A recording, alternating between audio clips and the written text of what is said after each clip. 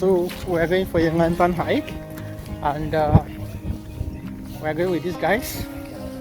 So just enjoy and stay with us, guys.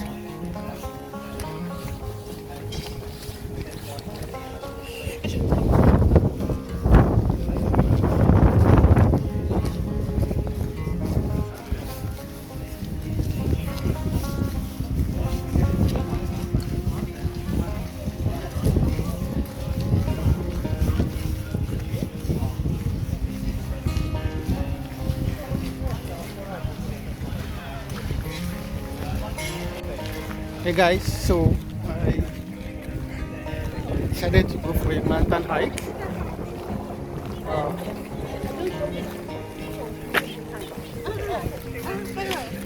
So as you can see them, we are here at Kadriorg. It's quite cold at the moment, but it's quite an experience. So just stay tuned with us, enjoy this video. Let's see what's going to happen.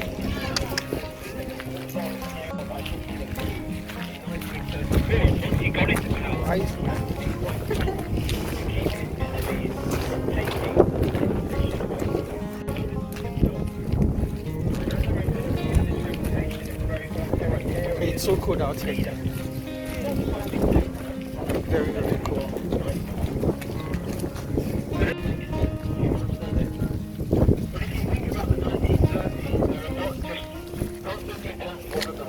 The authoritarian leaders across Europe in that day, but even the other dictators around Europe were often seen pictures with children. You had before then, Lenin would pose for a picture with the children, Uncle Stalin putting a child on his knee, posing for a lovely picture. These are kids that used to look around giving it to you, making sure they grow up into strong Germans. If you think about that, this dictator didn't really care too much about children. But what they were doing is they were using the image of children, and then some of the children to soften their own image. They were basically like Piazza. And that is one of the reasons why Constantine built his children's heart. Before we move on, there's one question for the group. Has anyone ever been here before? One person? 2 people? 3 people? What did you think? Did you like it?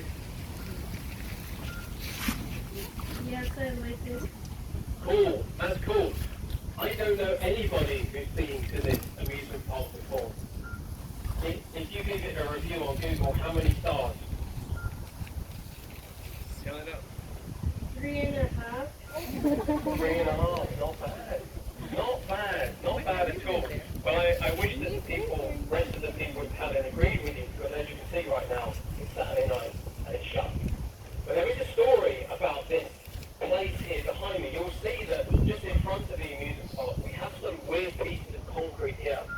And that's because for Constantine Patz, a way to soften his image, of course, was to support children with the children's park, but also to support sport and exercise. So he built in this location here an ice hall, or an ice rink. So you used to be able to come here and watch and play ice hockey. But a couple of years ago, that building unfortunately was demolished. And the owner of the land here wanted to build something in its place made of glass and concrete. And as you will find out as we explore Kadriorg, glass and concrete do not belong on a Kadriorg building. So locals said, absolutely not, we will not allow this to happen. So then it went to the courts, and there was a big court dispute about what should happen with this land. So they said, okay, while we're doing that boring stuff, let's just put an amusement park temporarily in this land until the case is settled. So anyway, that amusement park has been there now temporarily about 15 years. And will continue to be there probably for another 15 years because they can't decide what they want to do with this land. As we've heard, 3.5 stars. I guess it's not too bad, really. Whenever you see it open, it's worth popping in and having a good time.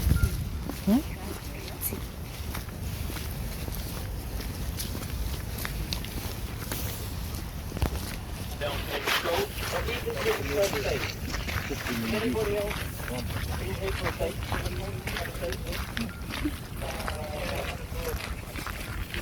Listen, who is it that's on Thursday? One night of it, the date spot. But even though we are here on the Constantine Pass side of Kadriorg, this is one of the only parts of this area of the park that was built by Peter the Great. And the name of this lake is Swan Lake. And Swan Lake was built in a Baroque style. And one thing is that Baroque style. architecture. And that's the if you want to do anything in that style, everything needs to be perfectly symmetrical.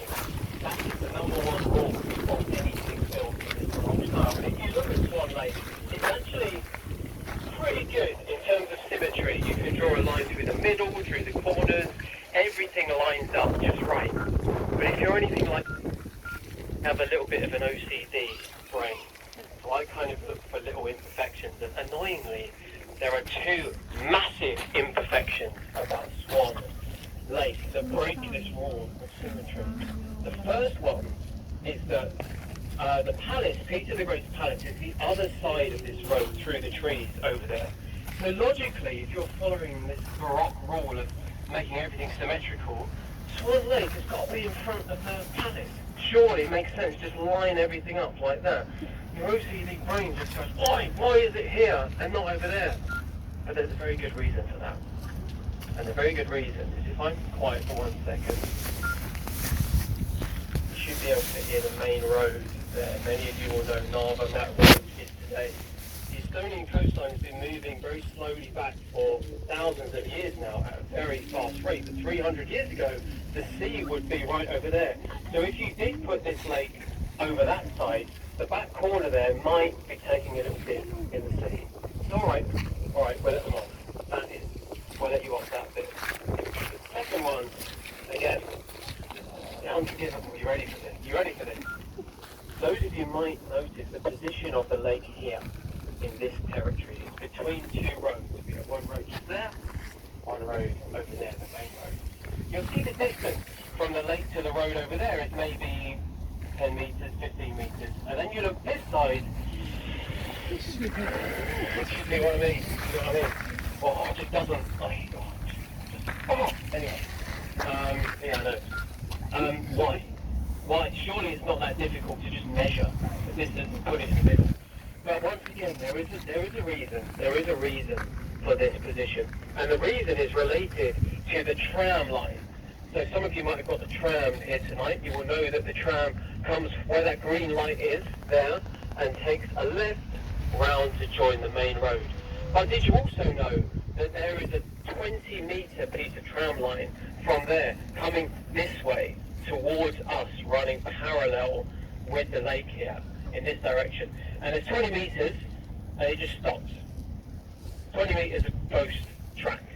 Does anybody know why there would be 20 metres of ghost track that goes nowhere on that road over there? Well, the very first tram line ever in Estonia was 1880, and it ran from here in Kadriorg into the middle of Old Town. So where Old Hansa restaurant is today, that was the last tram stop on this very first tram line. And every tram line needs a depot, basically. And Tondi depot didn't exist in those days. They couldn't have a depot on the Old Town Square, so they had to build the depot here. So in 1880, that tram line would have come round and joined to here, and in this space here, they would have had the old tram depot. So although it annoys me that it's not perfect here, I will let them off. They have two very good reasons for putting the tram, for putting the lake in this location. And of course we have our lovely sundial. The most useless sundial in the world, perhaps. Making a sundial in a country where it's only sunny for 2 months a year.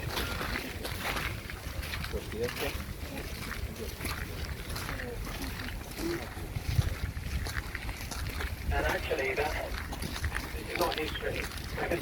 This sundial is the location of a tragic story, a tragic personal story. Not my story, but the story of a friend. So a friend of mine grew up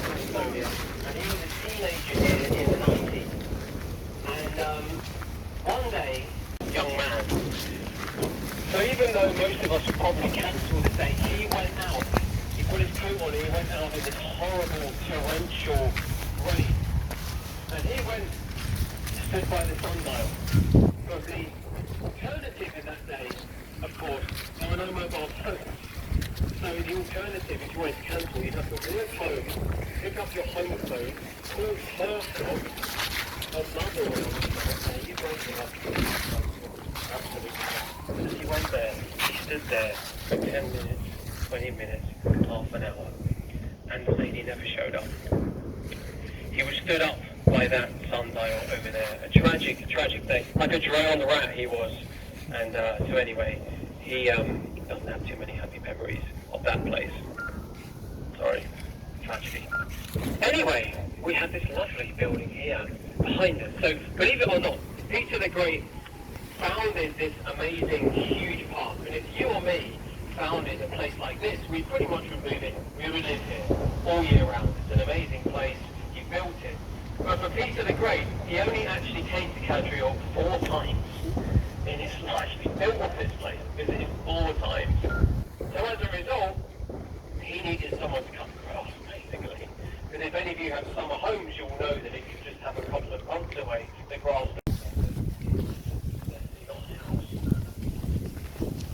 so you might be thinking that, hang on, government buying a house for his birthday, corruption, hike, which I'm kind of trying out.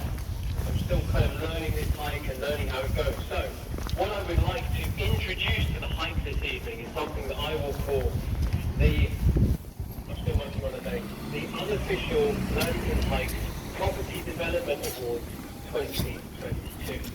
Long name, I'll work on the name later. But the purpose of this award is to give awards for the best and worst property development around Kadriorg. We have many buildings here in very distinct styles. So in a very Estonian way, we will start with the worst. We will give out the worst prize for property development in Kadriorg. And if you turn around, this house here, opposite you, don't worry, this is not it. This is not the worst prize.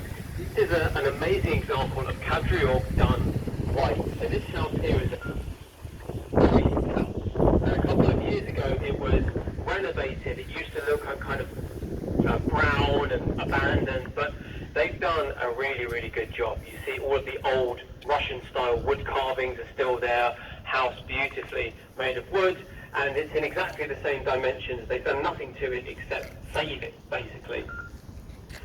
So with that in mind, I invite you to look upon the worst prize in the Lantern Heights Property Development Awards 2022, which is this house to the right of that gorgeous old priest house. And I'm giving this the worst prize for 3 reasons.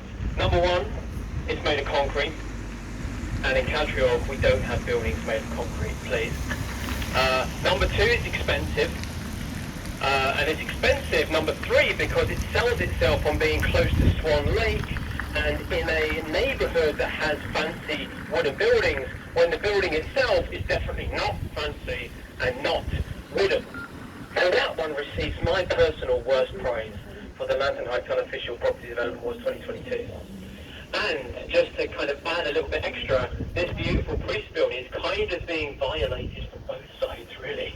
To your left, you will see a place that is close to being the worst, but because it's kind of made of wood, we'll lay it off for now.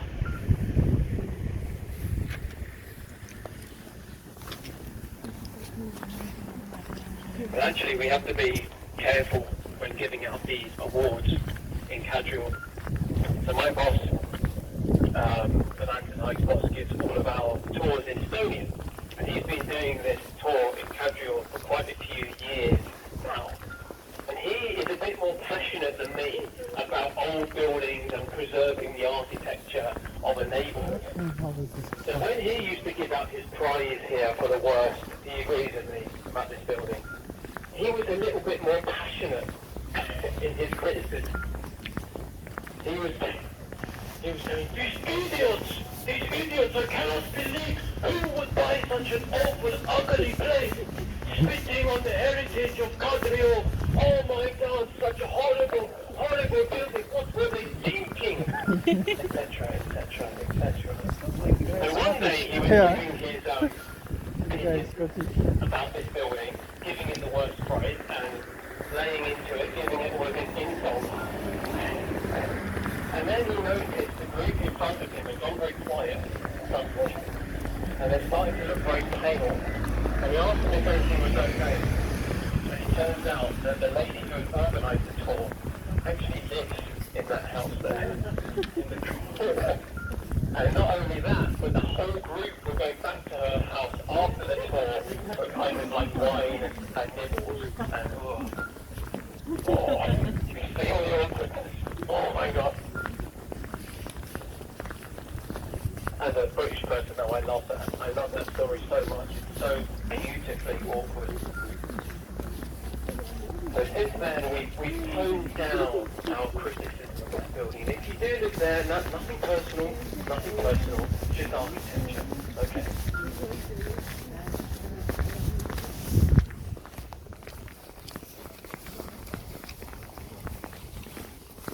So on your right-hand side, the other side of the street, you will see a collection of buildings. There are many buildings here in this area. This area here has an old name, an old Russian name. And that name is Sloboda. And Sloboda kind of translates, the closest word we have really is ghetto. Believe it or not, ghetto or slum, something like that. So believe it or not, you might be thinking I'm crazy, but these buildings on your right-hand side is an old ghetto, Russian ghetto. Now you might be thinking, mate, like ghetto in Kadriorg, like it's one of the nicest places in the city to live. How is there a ghetto there? Well, pay attention to this green building here. And this is one of the original ghetto buildings. This is one of the original ghetto buildings. The great built Kadriorg. But of course, when we say that, we don't mean that one guy on his own built this park. We mean that he was the one that commissioned and started it, but of course, he needed people to come in and build it for him. He needed muscles, he needed hard labour. So he brought in 2,000 people from various estates across Russia to come here and build Kadriorg for him. And of course, while they were building it, they needed a place to live. And this area here, the old Sloboda, is where they built houses for the workers to live. And we say ghetto because for actually a short period of time in the 1700s, this is actually a very, very dangerous area for Estonians to come to. A lot of outsiders kind of live here and they're very hostile to local people. And unfortunately, many of the buildings from that era have burned down, but the one that we just passed on the corner behind us, the right-hand side with the disc at the front, that is an original building from those Russian ghetto days. And the small green building next to it, which is a restaurant, those are the only two surviving buildings from the days of that Russian ghetto. And actually, if you go into that restaurant today, that green building, there is a chimney right there that is an original chimney from the ghetto days.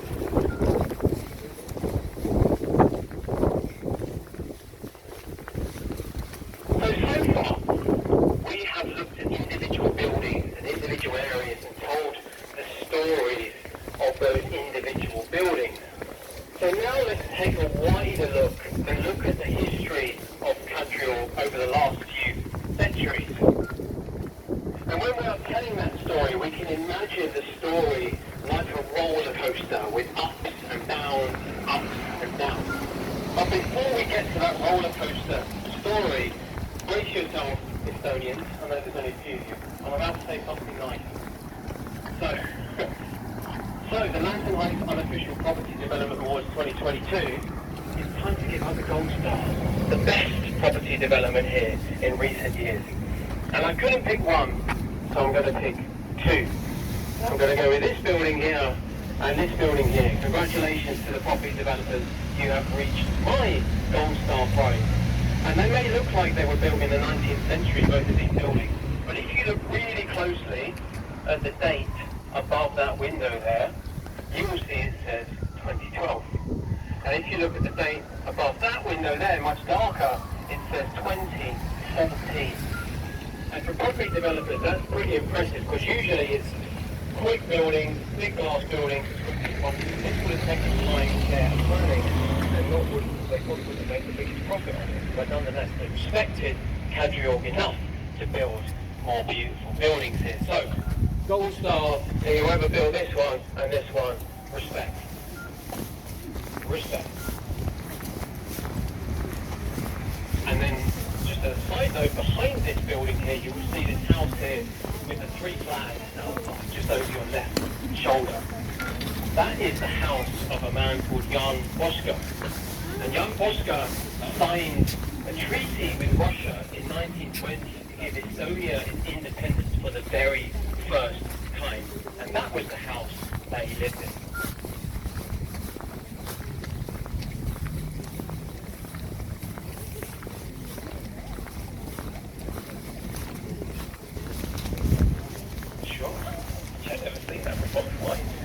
Why is that there? Good question. Good question. So back to the story of the roller coaster. As I said before, when you're thinking about the story of Kadriorg over the years, you can really imagine it like a roller coaster with peaks and dips, up and down, up and down. And there are four big peaks, four dips in the history of Kadriorg. The very first peak of that roller coaster, the very first ride, came in 1718 when Peter the Great decided to build his small summer cottage here, which ended up at Kadriorg Palace. And that was the first peak, Peter the Great coming in here, but then the decline happened only 8 years later, or 7 years later, in 1725 when Peter the Great died. And after his death, the stars that followed him didn't really take care of Kadriorg very well. And combined with the old Sloboda, the ghetto here, Kadriorg was not a very safe and well-loved place. But then the second rise of that roller coaster came again in the 1850s to the very, very peak of Kadriorg, when this entire area was the most famous and most popular summer holiday resort in the entire Russian Empire. The richest of the rich from all over the empire came here for their holidays. But then, just a few decades later, we have that decline again. In the 1870s, the railway in the Russian Empire was extended all the way to the Black Sea. And what this meant was that the richest of the rich could now change their holiday location to somewhere that's a little bit warmer. And that's what they did. They left Kadriorg behind and they went to the Black Sea. And Kadriorg fell once again into a decline. But then the roller coaster once again goes up and up and up into the third peak, which came in the 1930s when Konstantin Bats built the president's residence. And for the first time, the president of Estonia was living here in Kadriorg. And then, over a period of time, that decline came once again. And then, during the Soviet times, we had the third dip in the roller coaster. And if you ask someone, a Tallinn resident, in the 1980s, would you prefer to live in a building like this, in Kadriorg, or in Lasnamäe? I suppose you to know that they would most likely say Lasnamäe as their answer. The reason for that is that back in the 1980s, the buildings in Kadriorg didn't look like this. They looked more like that building over there. Kadriorg in those days was known as a neighbourhood full of old, broken, wooden houses. If you lived in one of these houses, you had no hot water, no heating, you had to heat your house with wood, and worst of all, your toilet was in the garden. Lovely. Compare that to Lasnamäe, where you had elevators and you had warm water, central heating, and a toilet in your apartment. You can see why they would have chosen Lasnamäe over Kadriorg. But then the fourth and final peak, Kadriorg rising again, came in 1991 when Estonia became re-independent. Kadriorg was one of the first districts to get renovated, and that's where we see a lot of this really nice renovation work done today. And in the modern day, we might say that we have actually got past that peak now, and today Kadriorg is very slowly on a very slight decline. Not for us, but if any of you won the lottery tomorrow and wanted to build yourself a mansion would you choose to build it here in Kadriorg, or would you do the same as other Estonians have done and go to somewhere like Viimsi or Pirita to build your lovely new mansion? So there's an argument that we are on a slight decline here, but I still think Kadriorg is a very nice place. So right now, we are in the famous 5 roads crossroads of Kadriorg. This is a kind of famous or popular meeting place for many Estonians, and I've also seen a couple of Estonian TV shows in this area. But so we don't stay here all night with me just talking to you, I'm going to put 3 pins in this area that we will come back to during our hike later. Pin number 1. If you look at this house number 1, you will notice that the corner of this house has been cut away. The corner is not there anymore. So pin number 1 is that cut-off corner. Why is there a cut-off corner? Why does this house also have a cut-off corner? Why is this strange design? Pin number 1. Pin number 2, if you look at the street names over there, you will see most of the street names, in fact almost all the street names in Kadriorg are named after famous people from Estonian history. But, ready for my Estonian pronunciation here, this street that we are walking on just now is called Vesivarava Street, which translates to Watergate Street. It's one of the only streets in Kadriorg not named after a famous person. So pin number 2 is the street name. And the third and final pin is, we're standing next to house number 2A.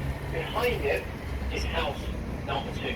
And there is a very juicy story about house number 2, which we will save for pin number 3. So now, let's get moving here.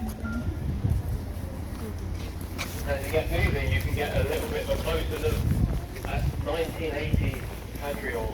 See this building up close. I'm really sure it's abandoned. Looks like it needs a little bit of love.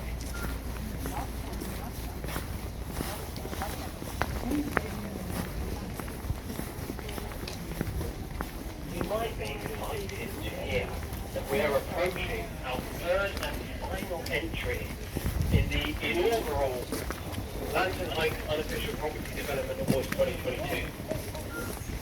The 3rd and final entry is close to us in this area, but before we get there, one thing you should know about buildings in modern day Estonia.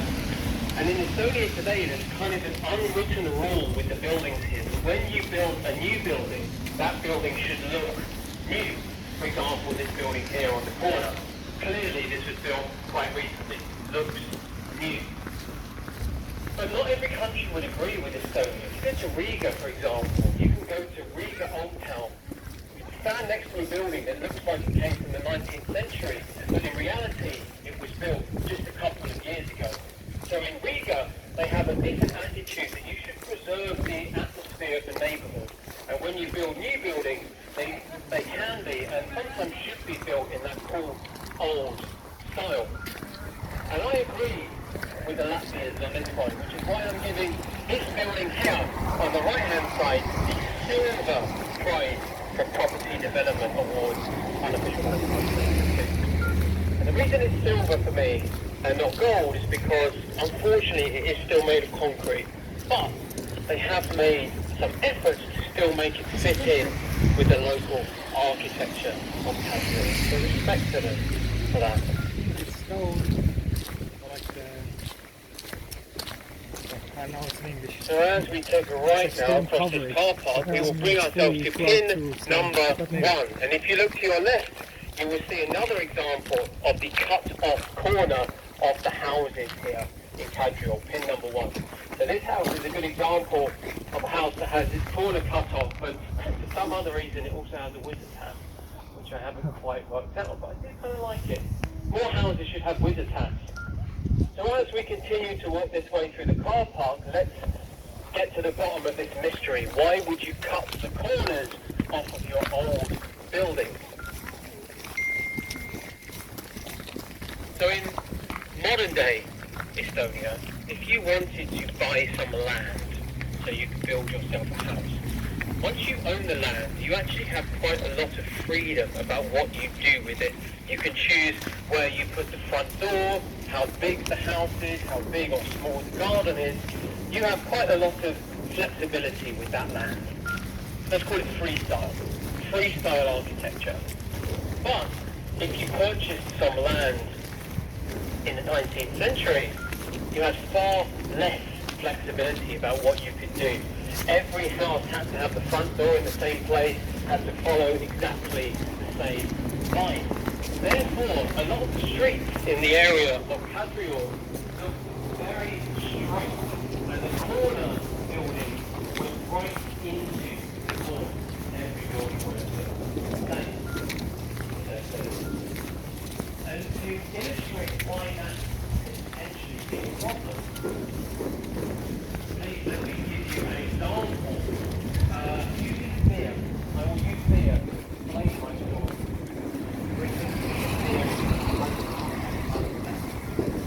So, imagine you are here during the summer resort in 1800. It's a lovely hot summer day. You are in one of your local houses here, and you are desperate for the beer.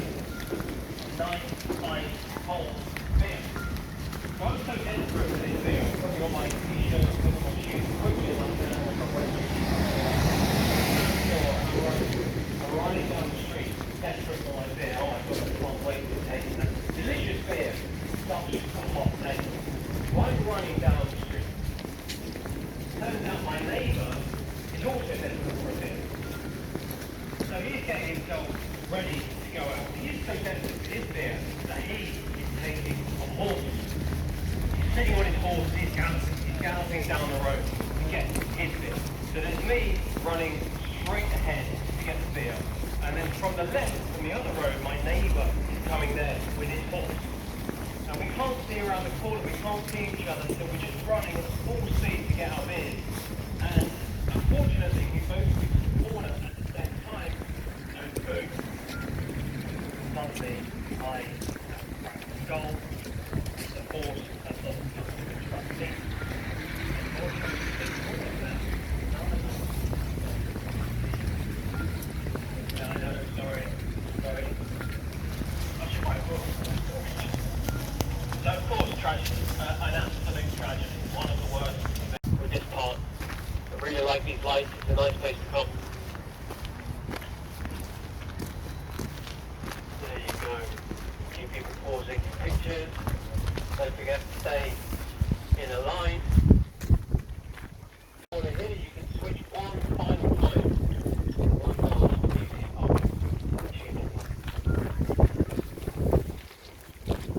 It's a three-storey building, but because it is built into a hill, we have 3 stories on this side, but the other side there's only 2 stories. There is a hill underneath this building. And probably the most famous part of this building here is this central part here, which is called the Great Hall, protected by our security guard right here. And it is possible to get entrance to this hall, as I said, as a museum, but one of the most interesting features of that hall is the ceiling. And the ceiling of this hall is painted. Not quite like the Sistine Chapel, but imagine like an Estonian version. Slightly less good. But nonetheless, still quite impressive. And the image that is painted on the ceiling of the Great Hall is an image of some naked ladies bathing in a pond. Fine, you make whatever you want there.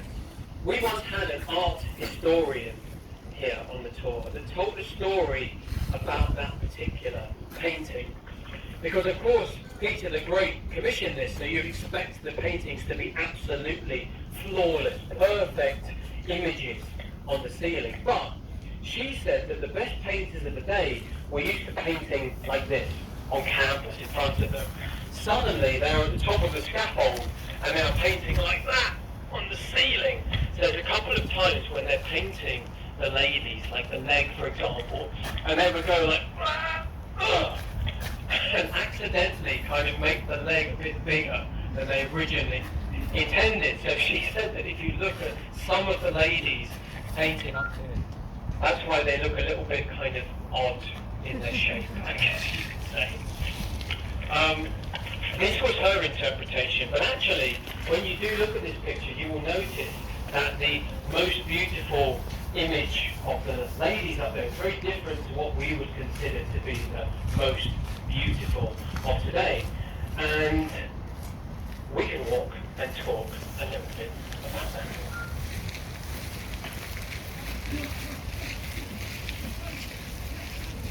Here is a museum. So it's built and designed by the Peter the Great.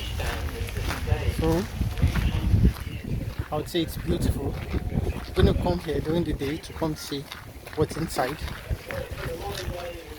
Estonian president. Everybody respects him even to this very day. But what some people don't know about this legendary Estonian president is that behind the scenes of power, he did like to have a little drink every now and then. And he liked to have a few cigarettes every now and then, which he kept out of his public life. So this particular story is based on a friend of ours who was the guard outside the president's residence in the 90s when Lennart Meri was president. So the story goes that it's a cold February night, and this guy is standing out there, he has his gun there, and it's freezing, it's like -15, and he's just, oh my God, how did I end up doing this job? It's so cold, it's like 2 o'clock in the morning. Suddenly, as he's just jogging on the spot to keep warm, he looks through the trees, through these trees here, and he sees a figure walking towards the residence. And the figure is not walking like this, but a bit more kind of like this.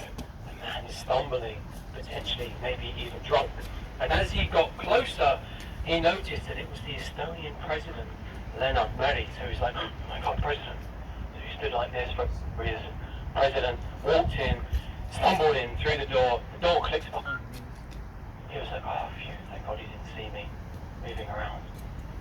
10 seconds later, there's a little click on the door behind him. He's like, huh? The door opens and the president comes out, puts his head out and goes, my boy, you look like you're very cold tonight. Yeah.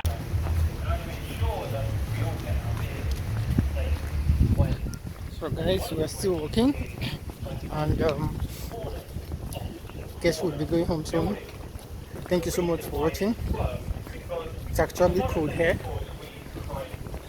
You enjoyed it, right? Yes, I did. So cold, guys. So keep subscribing, keep liking. So we'll see you guys again. Bye.